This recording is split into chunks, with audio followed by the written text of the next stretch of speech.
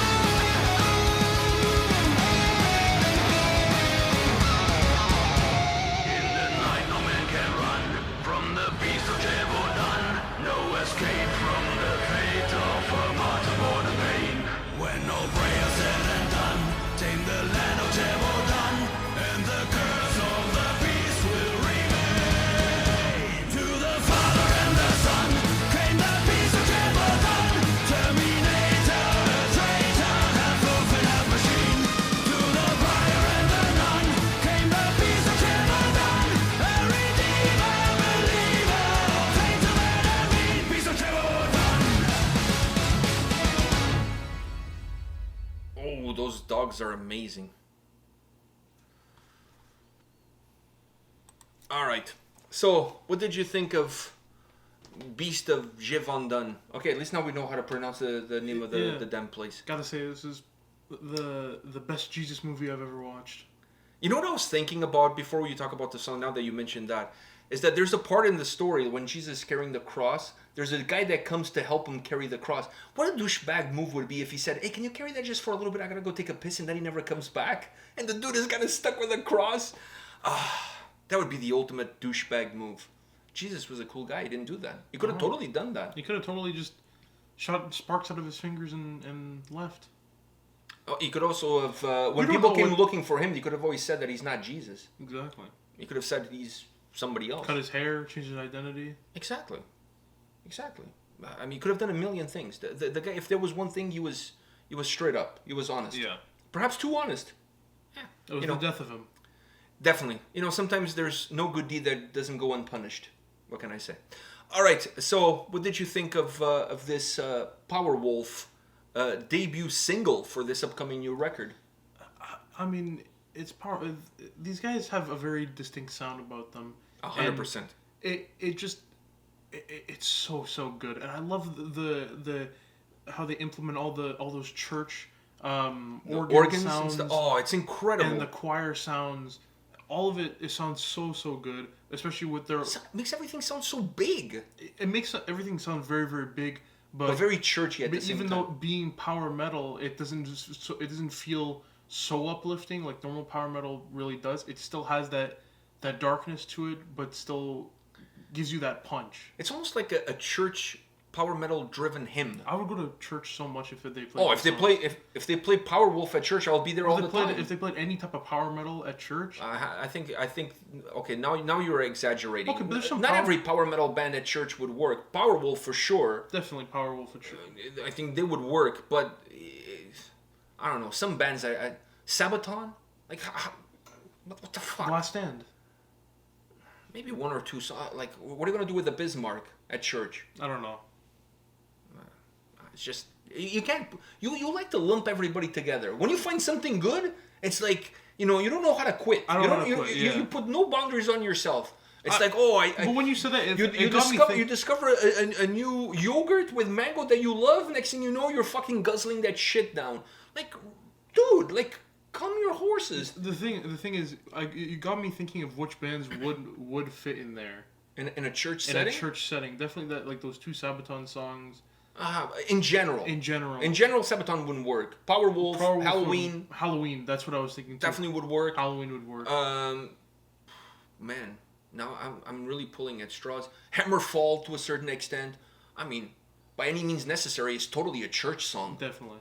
You know what I mean? We gotta get this collection basket filled by any means necessary. And they start playing. If that song is not a church-going song, I don't know what it is. Like, I think Hammerfall definitely could fit the bill as far as power metal bands that could be played at church. But it's a limited few. To me, the thing about them is the organs makes the song, and I don't mean the bodily organs. Ordenogan.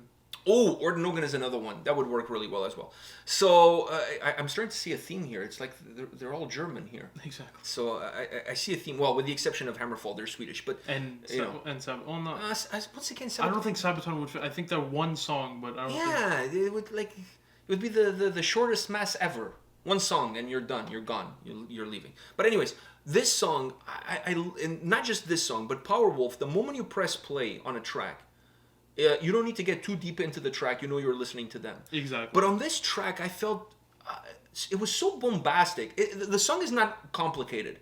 It's a pretty simple structure. A, B, A, B. You throw in a solo, go back to the chorus. The song is finished. It has a very simple structure to it. The chorus is very easy to remember because it repeats itself almost ad nauseum. So it's easy for you to remember. Like, I even know how to pronounce the damn name of the town. So it just has a lot of simplicity to it. They don't I feel that from a structure perspective and from a lyrical perspective, Powerwolf doesn't overcomplicate their songs.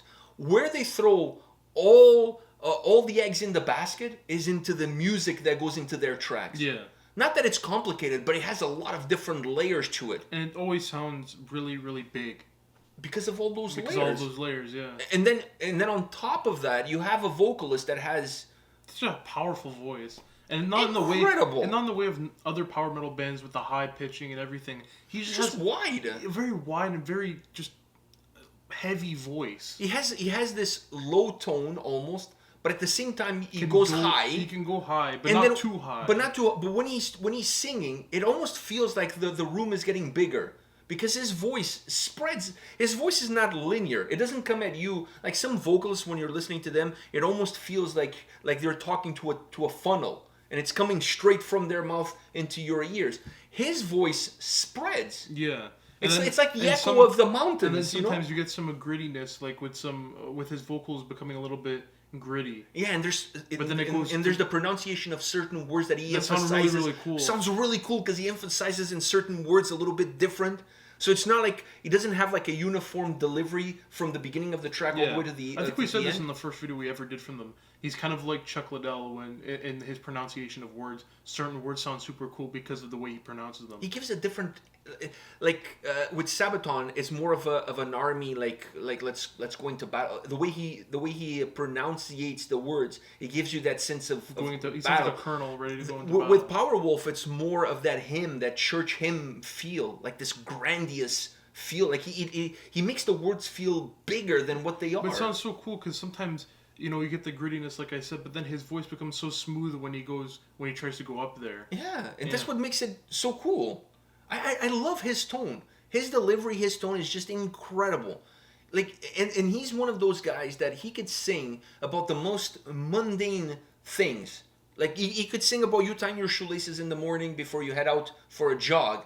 But the way he makes the words sound and the way he enunciates those words, it sounds like you're going for the greatest jog ever. Yeah. You're climbing Mount Everest or something. Like I said, he makes the most mundane thing feel like it's like the biggest thing you'll ever do in your life. And that to me it's the secret of how Powerwolf is Powerwolf. It's simplicity of song structure, simplicity of lyrics, a lot of layers in their sound to make it big, and then an incredible vocalist. That's what makes him unique. This is the formula for Powerwolf. And guess what? I don't care how much times that formula gets repeated. I'm still going to be here listening to Powerwolf. I'm still going to enjoy it. Yeah. I love it. I love Powerwolf. It's one of the bands that once this whole Rona is done with, it's definitely on my bucket list for us to see live. But it has to be like live like at a festival, like a big venue with pyro and all sorts of shit happening. I need that. With the smoke and everything. Oh, like with fire and flames and wolves and all sorts of shit. And then for Resurrection by Erection, the dildos come out like during the video. Do you remember when we did that video? Yes. And gotta be there. I know, but that video was from back in the day. Now in 2021, 2022, I don't know how comfortable people are going to be with dildos. The big inflatable dicks. I mean, and it goes with the song too. And it does go with the song, but we're living in a world that I told you the other day. People are wind up so tightly that every time they fart, it sounds like they're whistling. So, I don't know. People these days, I tell you. Hey, I'll bring Elga with us. Oh, we have to. I don't think so. I gotta bring Elga with us. We gotta do it up. Elga with a Powerwolf shirt. You know what I'm gonna do? If we ever get a chance to see Powerwolf live, I'm gonna let my chest hair grow, leading up to the concert, so I can go shirtless, so I can really look like a werewolf. And I can do like the position, like go like this. I thought you were gonna let it grow and then shave something into it. Oh, like I love you, Attila. Like shave like words in it. Yeah, that's what I'm saying. Or put the Powerwolf logo. Oh, the Powerwolf with logo. With the P and the W. And like on my chest. Yeah. On my left tit. Exactly. Wow, that's cool. Once I had the idea of shaving all my hair, just leaving one patch and do a tattoo of Chewbacca and leave the hair there so it would look like a real Chewbacca with real hair. It's still a possibility, man. Like I'm it's still spinning around there. I'm telling you now, it's gonna be the worst. You're losing your words. You're losing your words for this idea. Because how stupid it is. You're losing your words. I know how fed up. The force is strong with this one, dude. I know how fed up you're gonna be with that tattoo in the next couple months after that. Then I just shave the hair, but the tattoo stays Chewbacca there. Yeah, but then it's gonna be like a bald Chewbacca. Like it won't make sense. Yeah, probably. I mean, on paper, this is a great idea. Because you said you're not going to get the hair. It's just going to be the outline of Chewbacca's face, but the hair will be your actual hair. Yeah, so it looks like a real Chewbacca. Yeah, but it'll be funny because then when you shave it, he'll just be like a white face. Just an outline. It's like just a chalk outline of a dead Chewbacca. Exactly. Well, on paper, this was a great idea, but as we all know, the only thing that beats paper is a scissor, and right now I feel like I'm a rock. So, I don't even know if that made any sense. That made no sense. But let's just move on. All right, guys, we'll see you at the next video. See ya.